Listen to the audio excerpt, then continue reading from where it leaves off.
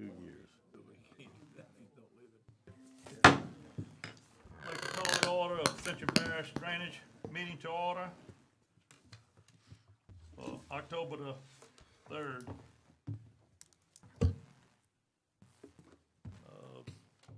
Mr. Secretary, Mr. Turner, Ms. Terry, and Mr. Johnson is absent. Terry's right there. Terry's here. Sorry, here comes Ms. Terry. There's two absent. Mr. Cloar's going to lead us in the invocation, followed by the pledge. Everyone please stand. Name of the Father, Son, and Holy Spirit. Dear Lord, we thank you for this day. Lord, once again, we ask patience in the elected officials that represent Ascension Parish from all walks all the way to the state and federal level, and that we look toward the residents to see their grief and ask that we understand everything that they need out of us. Lord, it's with special part that we ask for you to shine your light on the family, the Brown family, for the passing of Mr. Richard Brown this evening. Long-time coach, school board, all involved in the community, a man that gave his life to helping others. We ask this in the name of your Son, Jesus Christ. Amen. Amen. Pledge allegiance to the flag of the United States of America and to the republic for which it stands, one nation, under God, indivisible, with liberty and justice for all. Thank you, Mr. Cloar. With that, anyone having any comments, please sign in with the secretary. Move on to number 4, the acceptance of the minutes for the September meeting. Moved by Mr. Dawson. Second by Mr. Lambert. Discussion. Motion passed. You know, chairman's report. Move on to number 6. Drainage report, Mr. Root.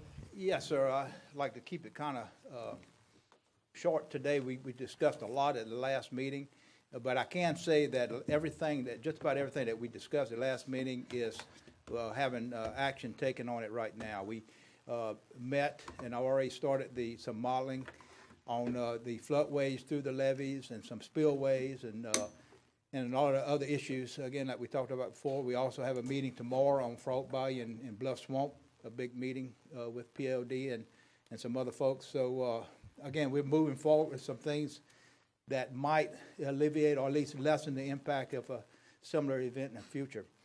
The other thing I just want to mention is that I will be preparing a report on floodplain management.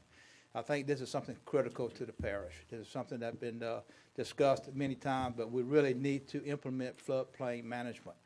And I'll tell you right off the bat and everything that we're going to be looking at once we define what is a floodplain and map out the exact criteria for a floodplain and the locations of the floodplain, we will be suggesting no fill within a floodplain if it impacts drainage or flooding situations. So we will be coming back to you, maybe not at the next meeting, but in a couple of months with a full report on what we want to implement and have the Drainage Board and Council look at for action for our development plans.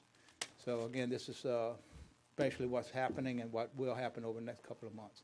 I'll be glad to answer any questions. Again, we'll hopefully keep it kind of short today. Well, welcome, Mr. Turner. You have anything, Mr. Turner? I did have one question. That was one That's day. it. As far as I guess as far as the trucks, for the drainage trucks, getting on that list, do we have a new process, or what's our process for that now?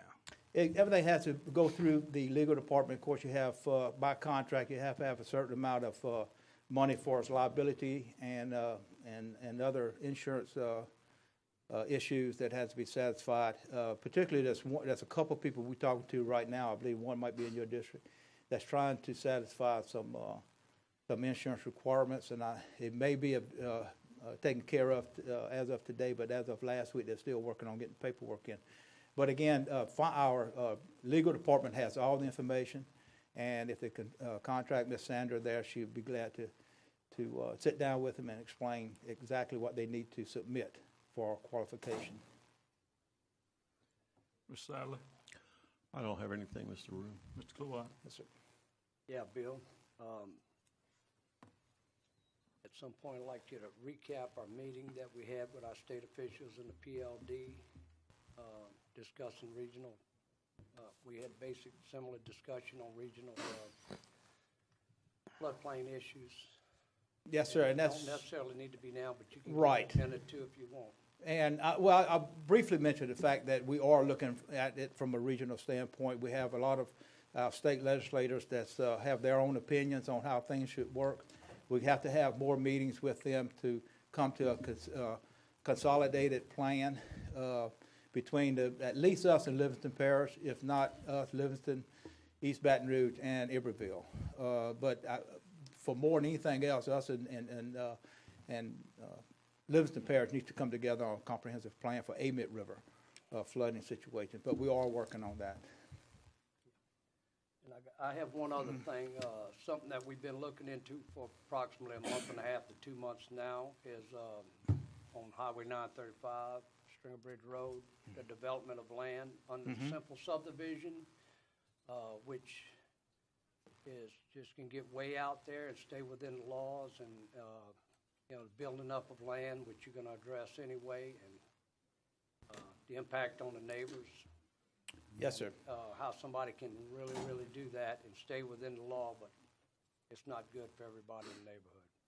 And that's another thing that could be in my report is how we handle that. Right now, there's a loophole in our development when it comes to individuals building on their own land, at least putting field on their own land, and how much field they can put and how that impacts floodplain management. Again, it'll be part of our major push toward more floodplain management and having to get certain permits from the parish before they can do anything with the land, if in fact it's in the floodplain of the parish. Not necessarily in the, it can be not necessarily in the flood zones, but what we are looking at doing is putting a layer on the map that identify the floodplains.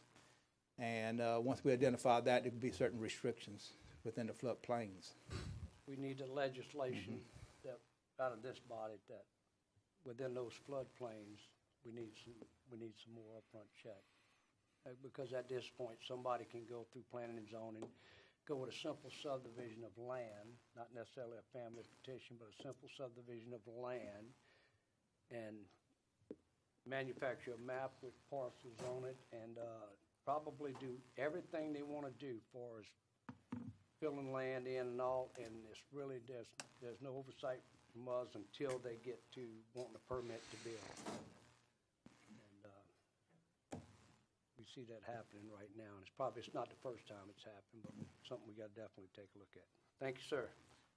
Mr. Bill. Thanks, Bill. Well, I look forward to the floodplain management, and I applaud you for, taking that on. I'd like to understand, is the administration or Jerome, are they looking at any kind of pause in development while this document is being prepared? There's one thing that worries me is that we're kind of at this period that,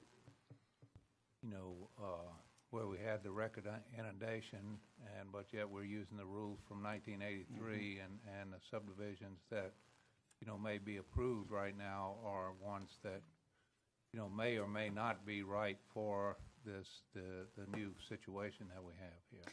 We have talked some, but again, we just beginning this process. But planning will be brought into it, and the planning commission will be brought into this conversation and plan, as long as with the council. Okay, so myself personally, I'd like to encourage Sure. that dialogue so that we don't have this rush. Once the word gets out that there'll be changes. Absolutely, and again, we're gonna bring the planning commission into the conversation because they're gonna may want to implement certain things right now to kind of slow things down until we come up with a better plan on floodplain management. But again, that'll be something we'll talk to them about. Thank you, Bill. Mr. Aaron. I have no questions, thank you. Mr. Terry. Yes, Bill, thank you. Once again, I appreciate you being out on the cut this morning. It's great to know that we are still monitoring that situation cautiously and certainly being prepared in the event that weather were to turn on us in some way, some ugly way. And I would just ask that what I know you will do, when you go tomorrow, I will not be able to be there. So I'm going to count on you to speak strongly in the most forceful of terms about what we must do to find a solution to this issue in the Bluff Swamp and Spanish Lake. Not only for my folks, but for those folks on the other side in Iberville Parish who are, there's 284 houses in my swamp. There are 1,200 or so on the Spanish Lake side in Iberville. So this is an area that we just desperately need to take a strong, hard look at what we can do and what the PLD can help us to do. And they either need to, get on board or get out of the way, and we need to figure out how we can fix it without them if we have to. And that's exactly what we are doing. We're going to try to implement some ideas for a plan that'll benefit everybody, win-win. But if we can't do that, we are putting together a plan that will protect our people. Thank you. Okay. Mr. Todd. I'm good. Yeah, pretty much answered them. Mr. Johnny. Same thing. Questions? Okay. Parish brother, you had anything on the general business? Bill is right as far as the PLD come up with, any major program is gonna take federal funds, and I don't know as much as I do about Garrett Graves working on stuff. And Cassidy is calling me tomorrow about something, hopefully something good news. That's bottom line, any of those big projects gonna take some federal funds. All right, we're closing. Mr. Sadler, you have one thing? Yeah, I'm sorry I passed. Bill, it took me a little while to digest your words a minute ago. If you're going to instigate a floodplain management program, and I'd like to also add my voice, yay, please do. That's great. Which will, you said, further identify where these floodplains are geographically located in the parish. That's very important. But then, even before that identification, you said, I can pretty much tell this council that you're going to recommend, quote unquote, no fill be allowed in future identified floodplains. That said, it just dawned on me. The question becomes, if you will be recommending no fill going forward, is that sort of an admission that development-induced backflooding of adjacent properties to new developments recently contributed at least some to the homes that were flooded in the Great Flood of 2016, quote unquote?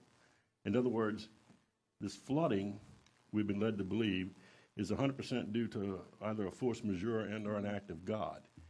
I, for one, and it's no secret, anybody that's reading my Facebook page and blog on a daily basis, I'm fully willing to admit it was an extraordinary rain event. But I don't believe that this flood was due to a single etiology. It was due to multiple ones, not the least of which, in addition to the heavy rains, was, I'm going to go as far as say, overdevelopment or irresponsible development in floodplain areas that caused the neighbors to flood, and now we're going to do something about it. So are you changing tack here? Or? There's two issues. One is planned developments, which has to go through, and it is controlled pretty much through our ordinances, has to go through the Planning and Zoning Commission, the Planning Commission for it. They have to submit certain plans or certain models, drainage plans, everything else for review. And a lot of this stuff is vetted through the system where you got some kind of control. First thing that we have to handle is all the other areas that's not controlled or have, we have influence over. Right now, we have absolutely no influence or control over private individuals doing something to their property, for the most part. I understand, but from a developer standpoint, it sounds to me like you'd be making a recommendation for us to alter the Unified Land Development Code, in that if there's going to be no fill, then we're talking about there's lands in this parish that are, and I've said this as a commissioner 5 years ago, undevelopable. And at that point, the individual that wants to come forward and do that, it's just, if we were to pass such laws, wouldn't be allowed to do it. Well, again, you can develop property. And going back, I know exactly what you're saying about, but what I cannot say is definitively that what was done, the way it was done in the past is absolutely wrong. We never should have done it. If it can be engineered where you're allowing the same amount of storage on that piece of property after the development, then that's another case. And I do have a problem, and there is a difference between retaining your water on that property and releasing it at a set discharge, 10-year discharge, whatever it might be, and taking up storage area from a flooding backwater situation. Yeah, and in fact, the last thing you just said, is that not state, I read in the media recently that that's state law. The idea of having what's called servient versus dominant property, the former being something that's lower in grade than the latter. And according to state law, sort of, I call it the thou shalt not flood thy neighbor law that I think Mr. Todd Lambert was asking you about at our last meeting. It says in there that you can't do anything to impede the flow of that water. And so by bringing in concrete and asphalt and fill, and we're fighting this thing, obviously everybody knows that with Brookstone right now, with the Army Corps, it seems like, I appreciate, let's have more and even more specific laws if we really need it. But it seems to me like we had enough law if we would be making it our Planning and Zoning Commission. I hate to be pointing fingers, decisions to say, we shouldn't be approving this because this is undevelopable land and you're going to flood your neighbor. And what I'm saying is again, I don't want to go and fault the past and decisions made in the past. What I'm saying is that we're going to come up with our own plan, and we're going to try to if there is evidence that there was something done in the past we shouldn't have done, we can correct that in the future and make it better. Again, you can develop land. I feel you can develop just about any kind of land, right, and still have it benefit as a floodplain management area, floodplain. You just have to do it a little bit different way, and you have to be a little bit more, I guess, intuitive about what you're trying to do. Raise it, put it on piers, put it into an old New Orleans type homes where it's very attractive, looks very good, and everything, but you allow the water to go through. But what I'm saying is we need to identify the areas that really truly function as a floodplain, and then put in certain rules and regulations that is required for if you want to build or develop in that area, that you do it a certain way, not to inhibit flow. And again, I don't want to come out and say we did anything wrong. That wasn't up to me because I wasn't involved with the past. I'm just saying we're looking at everything new. Well, in summary, I applaud you for looking at the floodplain situation, and even if you identify this and we pass other laws and so forth, I think it's important to recognize that we're not alone in this. We have these adjacent parishes. I mean, you meet wherever you're traveling, north to south, separating East Baton Rouge and Livingston, and coming up into my neck of the woods, my northernmost boundary in District 4, Bayou Manchac, and you look at all that drainage region in there, that's where all the development is. And there's good data to support that, which I think you probably are aware of. And yet we continue to develop there. It's just mind-boggling.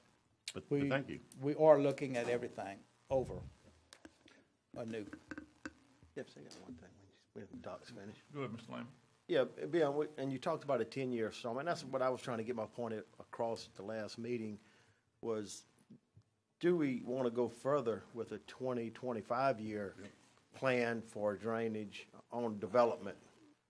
And that was just a question I was bringing to you. That's, I know a 10-year storm, we're having them regular, we having 25-year storms regular, and 50, they're climbing on us. And do we need to increase the amount of flood protection, we know we can't impact our neighbors. Right. We know that. That's no doubt there.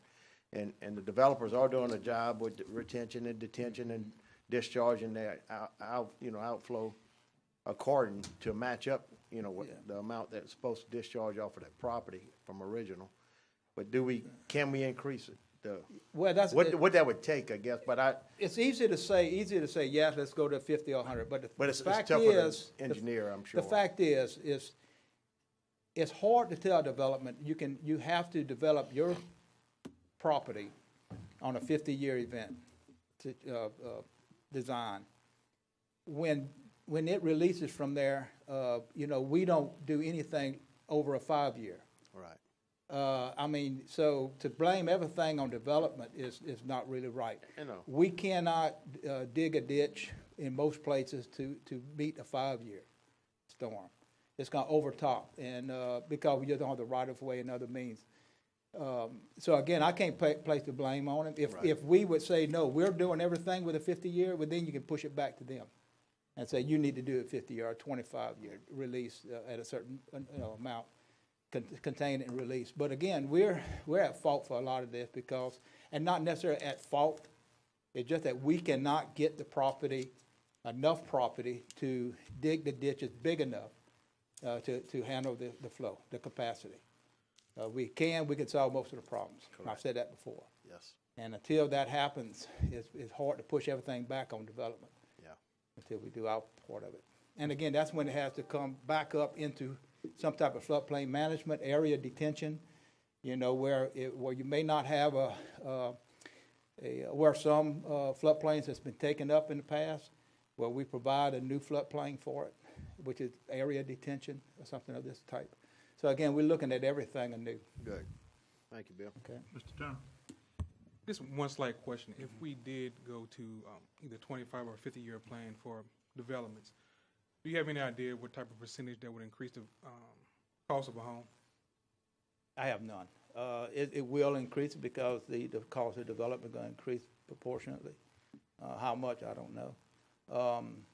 But again, we're going to try to look at all of this. My main function is to look at it from a DPW standpoint and the parish, what we do and how we do it. And again, I can't kind of back up on other people and developments until we do our part. So I hate to make pass the question, the question like that, but I really don't know how much it'll increase it. Well, we look forward to the conversation and everyone being involved with this. With no further discussion on that, we'll move on to number 7, authorization to renew contracts. Mr. Rue? Yes, sir. The first one was for MWL Architect. That's the one that's doing our DPW building. It should be finished by the end of the year, but just in case it's not, we'd like to extend the contract until it's finished. So moved. Moved by Mr. Lambert, second by Ms. Terry. Discussion? Any opposition? Not, motion passed. The next one is for durable piling restoration. This is the one that does our fabric wrap, Teflon wrap of our bridges to, instead of having to tear them down, they can go in there and repair them. Contract is up for renewal. We'd like to renew that. Moved by Mr. Cluett, second by Mr. Dawson. Discussion? None, motion passed. Greenpoint Engineering is a small contract, under $50,000 to help us with our project management, and they're still working on that. It kind of put us behind with the flood and all the problems we've been having. We just shut everything down, but we want to get back to work on that to get our reporting back on our website and some new type of reports and stuff like this. Motion. And we want to renew that contract. Moved by Ms. Johnny, second by Ms. Terry. Discussion? Not, motion passed.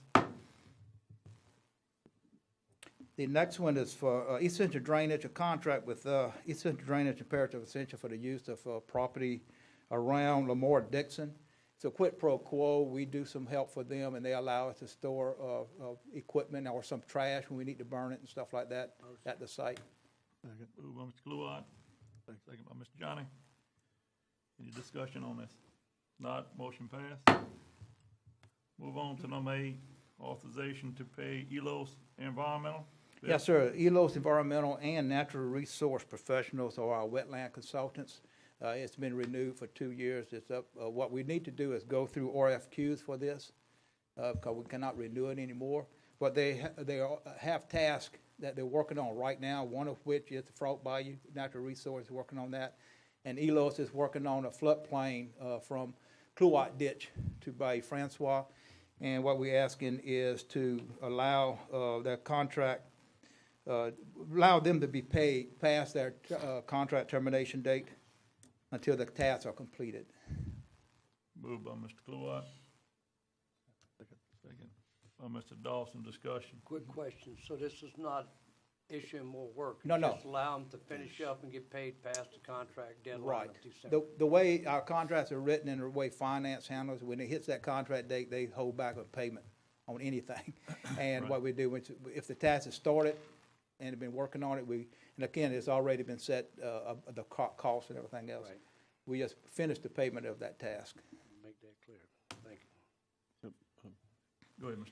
Yeah. Sapp. Thank you, Mr. Chairman. So, Bill, there's no new money here. No, Okay. already been budgeted, Just letting already them have been more time to tasked. finish what they Right. haven't finished. Any particular reason why they're not finished? Because it's, for one, it's the Frog Bay's changed 3 or 4 times. Well, I mean, yeah. And it's I core understand, but permitting, That's so- recently. I mean, is there other task or something that they should have? No. I mean, okay. It's core permitting, and it's been delayed by And the regardless, court. we'll have ability to look at a 2017 contract with somebody because there's going to be another RFQ, right? Well, we are coming out with another RFQ for wetland consultants Right. Within the next couple of months. All right, thank you. Any further discussion on that motion? Not, motion passed.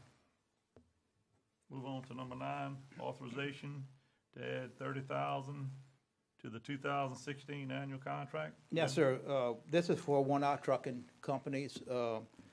Authorization is one of the few companies that remain with us throughout the flood event, and we worked them, and we continue to work them to pick up debris.